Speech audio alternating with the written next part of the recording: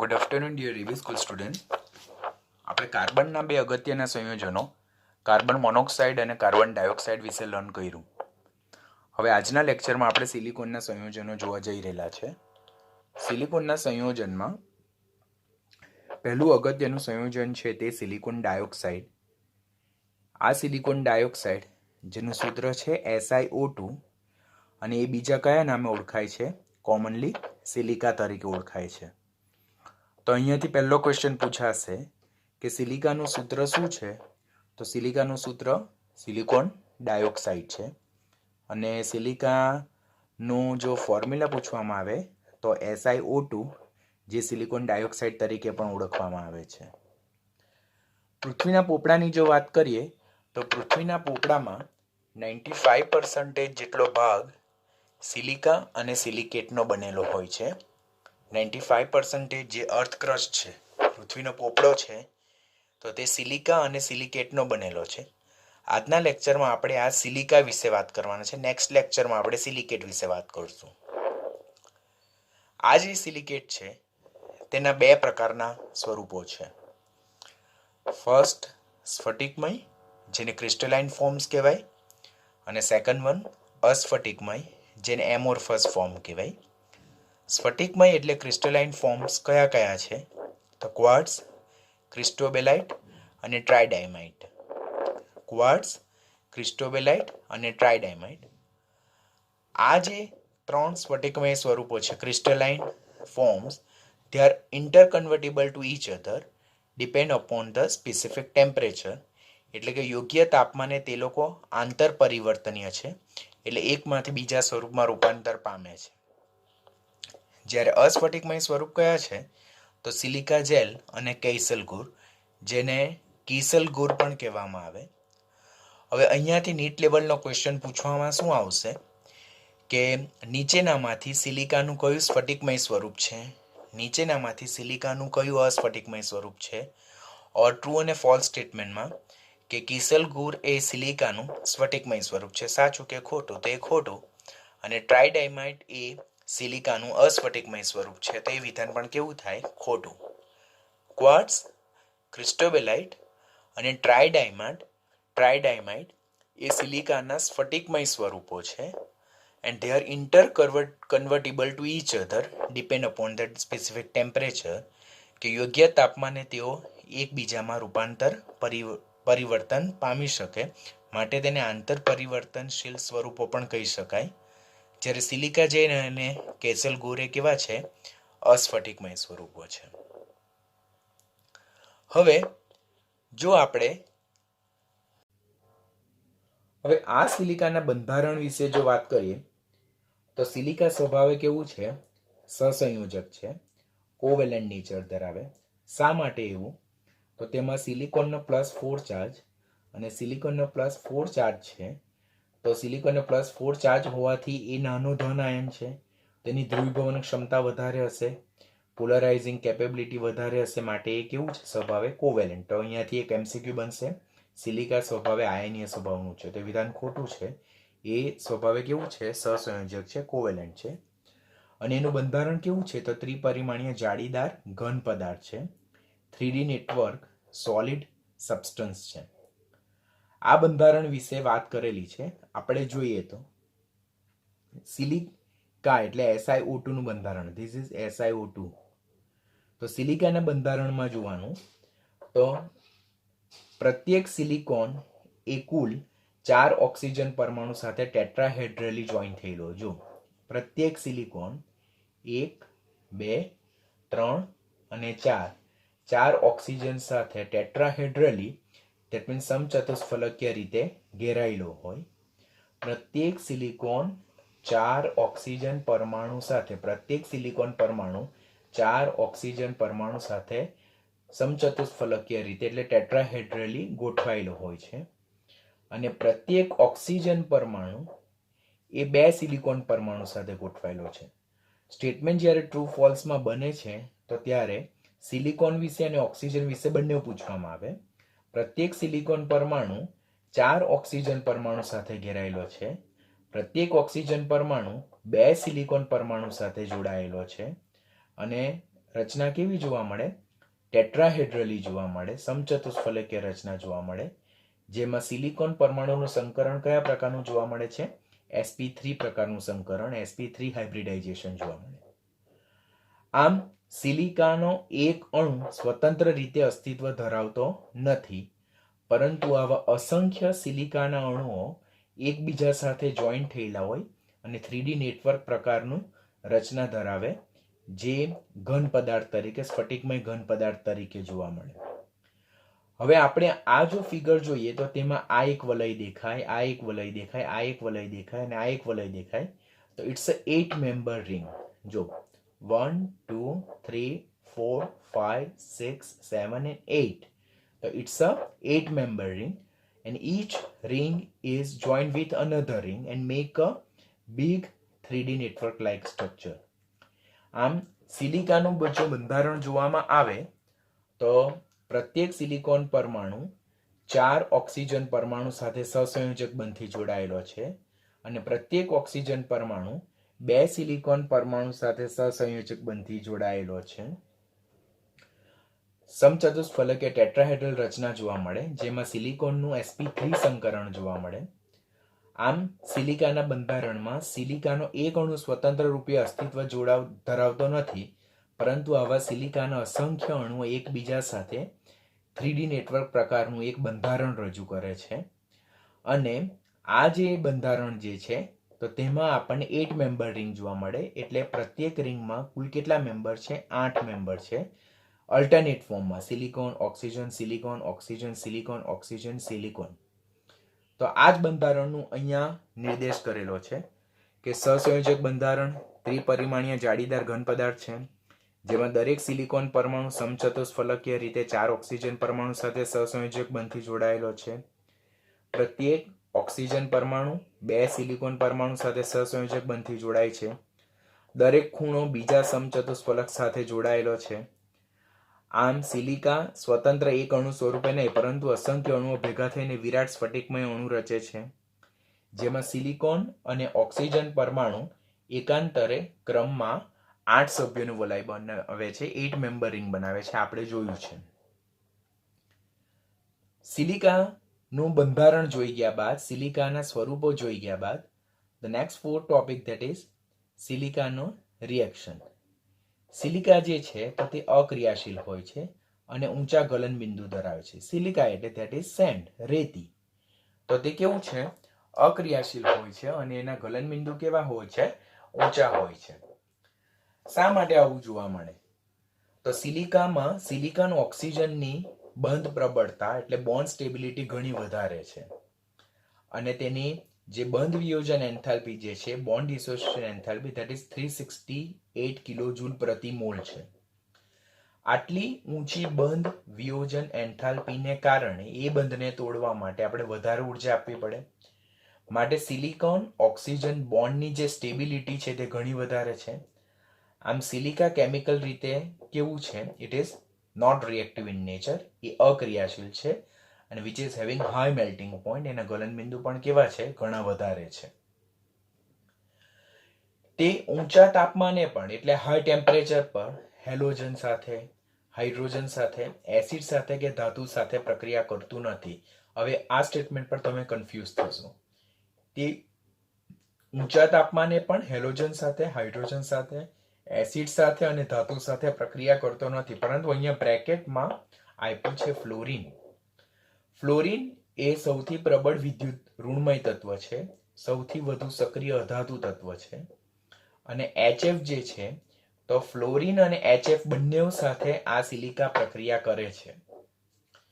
સિલિકામાં silicon oxygen બંધ વિયોજન એન્થાલ્પીનું મૂલ્ય ઘણું ઊંચું હોવાને કારણે સિલિકોન ઓક્સિજન બંધ ઘણો પ્રબળ છે, એટલે રાસાયણિક રીતે તે મોટે ભાગે નિષ્ક્રિય છે અને ઊંચા ગલન બિંદુ ધરાવે છે. સિલિકા તે ઊંચા તાપમાને એસિડ સાથે બી પ્રક્રિયા નથી કરતો, હેલોજન સાથે બી પ્રક્રિયા નથી કરતો, હાઇડ્રોજન સાથે બી પ્રક્રિયા નથી કરતો અને ધાતુ સાથે બી પ્રક્રિયા નથી કરતો. બટ હેલોજનમાં તે ફ્લોરિન સાથે એક્સેપ્શનલી રિએક્ટ થાય છે અને એસિડમાં તે HF સાથે એટલે કે હાઇડ્રોફ્લોરિક એસિડ સાથે પ્રક્રિયા કરે છે.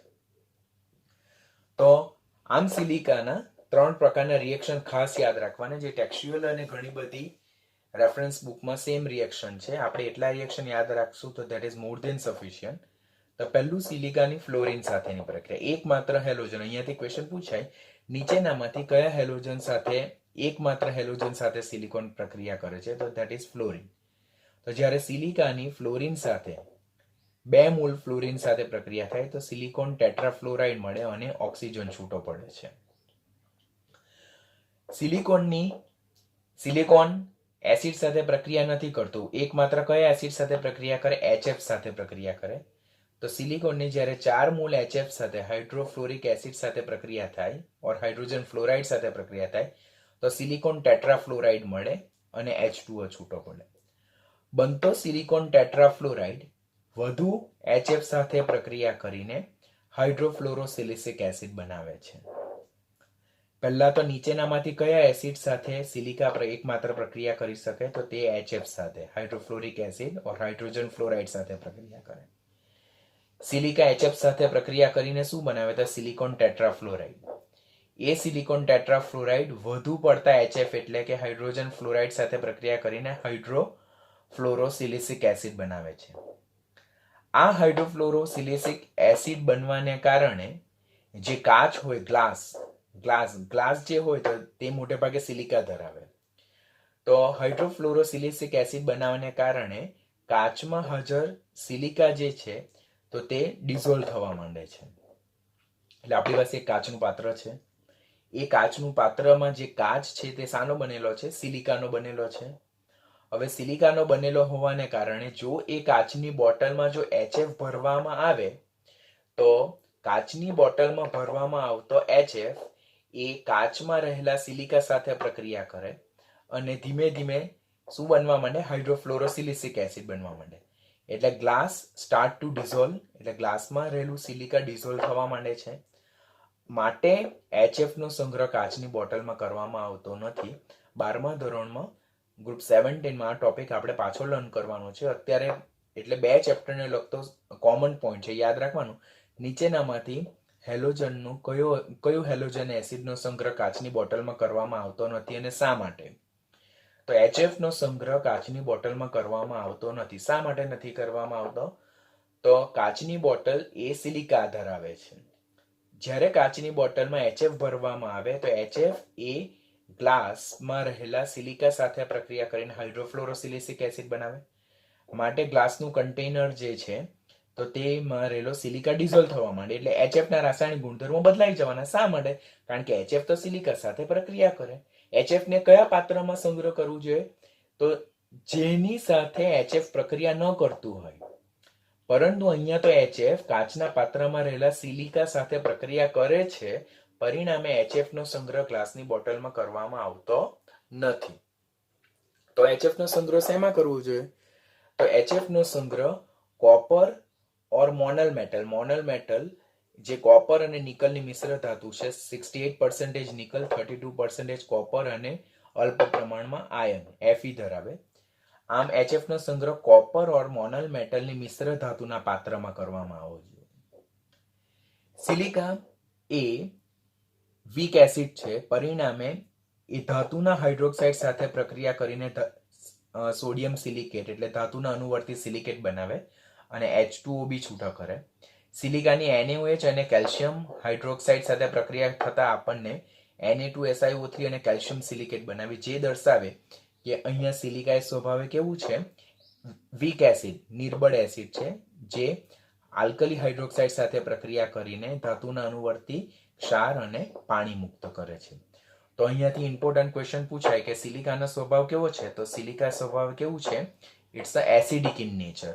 આપ ઘણા બધા સ્ટુડન્ટ એમ સમજે કે સિલિકા એ એમ્ફોટેરિક છે, ઉભય ગુણધર્મી છે, પરંતુ એ ઉભય ગુણધર્મી નથી. કેવું છે? It is weakly acidic in nature, which react with alkali hydroxide form metal silicate and it will again form what? H2O. આમ સિલિકા એ એસિડિક સ્વભાવ ધરાવતું હોવાથી ધાતુના અનુવર્તી હાઇડ્રોક્સાઇડ સાથે પ્રક્રિયા કરીને ધાતુના અનુવર્તી સિલિકેટ અને પાણી બનાવે છે. આટલું જોઈ ગયા બાદ નેક્સ્ટ ટોપિક જે છે તો સિલિકાના ગુણધર્મો વિશે. તો સિલિકાના ગુણધર્મો વિશે તો સિલિકા સ્વભાવે કેવું છે? એસિડિક ઓક્સાઇડ છે. હવે સિલિકા એસિડિક ઓક્સાઇડ છે. આપણે 12મા ધોરણમાં ગ્રુપ 16માં આ ટોપિક પાછો આવશે અને તેમાં આ ક્વેશ્ચન કોન્ટ્રાવર્શિયલ છે કે નીચેનામાંથી કયો ઓક્સાઇડ એસિડિક છે, કયો બેઝિક છે, કયો ઉભય ગુણધર્મી છે, એવો ક્વેશ્ચન પૂછાય. તો સિલિકા સ્વભાવે કેવો છે? એસિડિક ઓક્સાઇડ છે. તો તમે એ કેવી રીતે પ્રૂવ કરી શકો? How can you justify that silica is a acidic oxide? તો ઊંચા તાપમાને સિલિકા એ પ્રબળ એસિડ એનહાઇડ્રેટ તરીકે વર્તે. એસિડ એનહાઇડ્રેટ એટલે શું? કે જ્યારે અધાતુના ઓક્સાઇડ પાણીમાં ડિઝોલ્વ થઈને અણુવર્તી ઓક્સો એસિડ બનાવે અને એ ઓક્સો એસિડમાંથી જો પાણીનો અણુ દૂર થાય અને જે આપણને એનહાઇડ્રેટ મળે તેને એસિડિક એનહાઇડ્રેટ કહેવાય. તો સિલિકા પ્રબળ એસિડિક એનહાઇડ્રેટ તરીકે વર્તે અને બેઝ અને ઘણા બધા ધાતુના ઓક્સાઇડ સાથે સંયોજાઈને અણુવર્તી સિલિકેટ બનાવે. આપણે અગાડી આલ્કલી હાઇડ્રોક્સાઇડ સાથેનું રિએક્શન જોયું તેના જેવું જ. તો આમ સિલિકા એસિડિક છે. તે બેઝિક Na2O સાથે પ્રક્રિયા કરે છે અને સોડિયમ સિલિકેટ બનાવે છે. સિલિકા એસિડિક હોવાને કારણે ધાતુના કાર્બોનેટ સાથે પ્રક્રિયા કરીને ધાતુના સિલિકેટ અને કાર્બન ડાયોક્સાઇડ વાયુ મુક્ત કરે. આમ આ બે પ્રક્રિયાને આધારે આપણે કહીએ કે એસિડિક સિલિકા એ બેઝિક ધાતુના ઓક્સાઇડ, બેઝિક ધાતુના કાર્બોનેટ અને બેઝિક ધાતુના હાઇડ્રોક્સાઇડ સાથે પ્રક્રિયા કરીને ધાતુના અણુવર્તી સિલિકેટ બનાવે છે, જે દર્શાવે છે કે સિલિકા એ કેવા સ્વભાવનું છે? એસિડિક સ્વભાવનું છે. It's a acidic kind of oxide. NEET point of view important question કે what is the nature of silica? Acidic, basic, amphoteric or neutral? તો it is acidic kind of oxide. Silica માટે ખાસ યાદ રાખવાનું.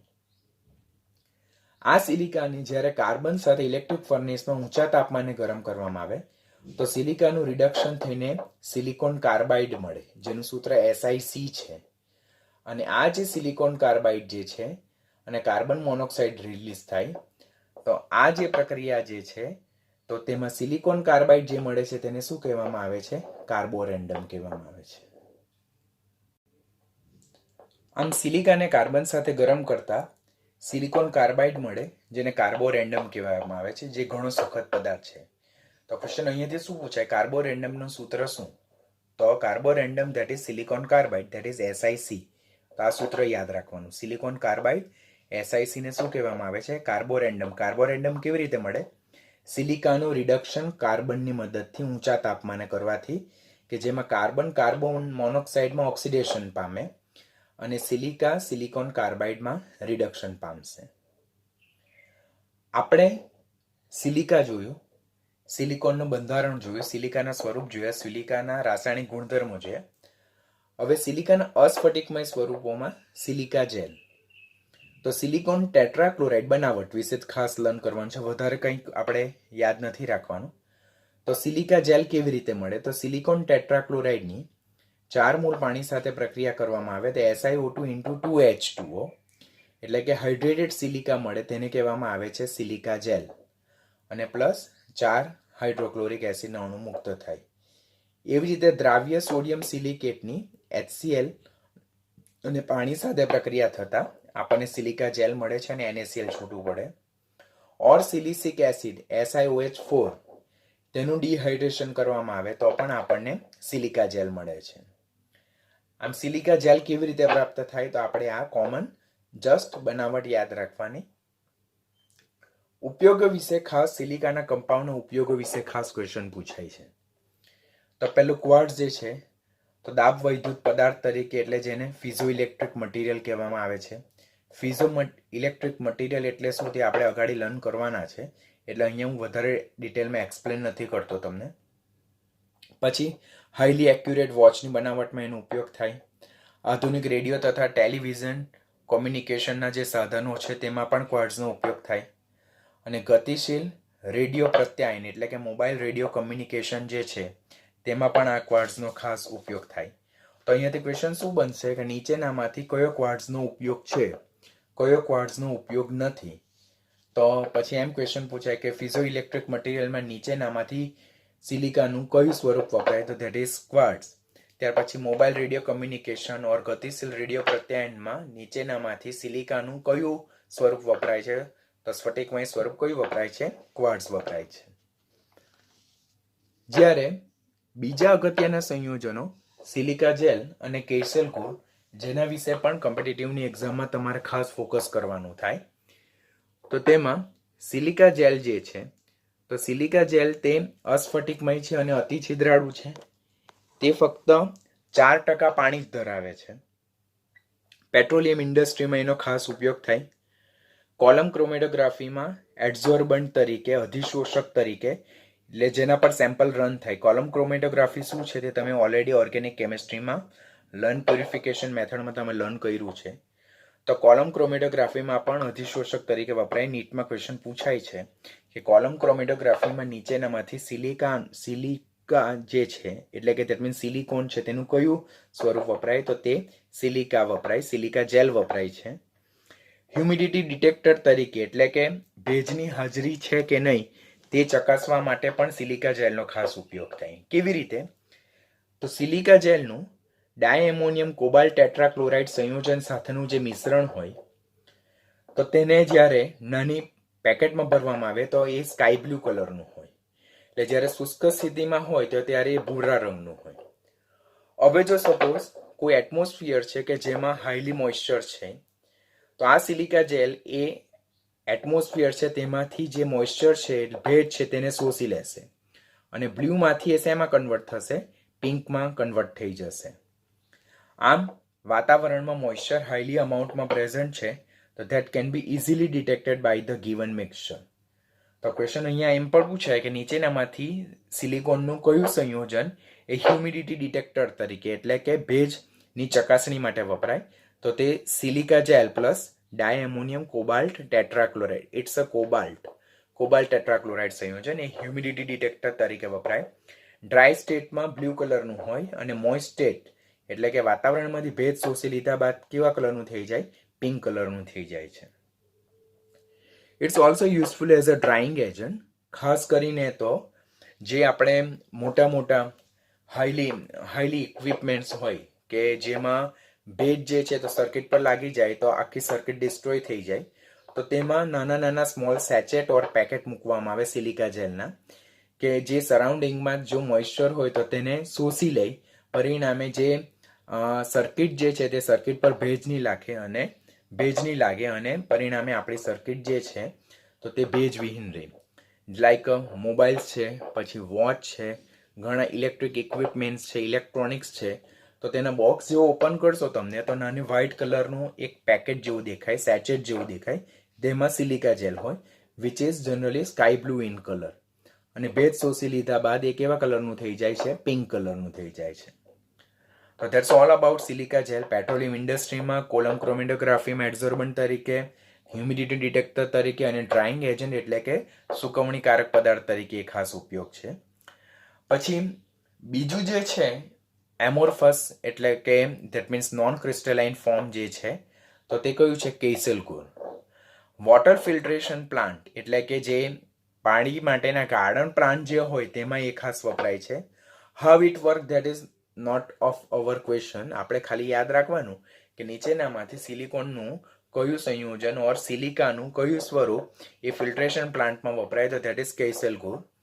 It is also use as an abrasive. Abrasive એટલે અપઘર્ષક. અપઘર્ષક એટલે જે સપાટીને ઘસવા માટે વપરાય, તો એબ્રેઝિવ મટીરિયલ અને અપઘર્ષક તરીકે પણ ખાસ વપરાય.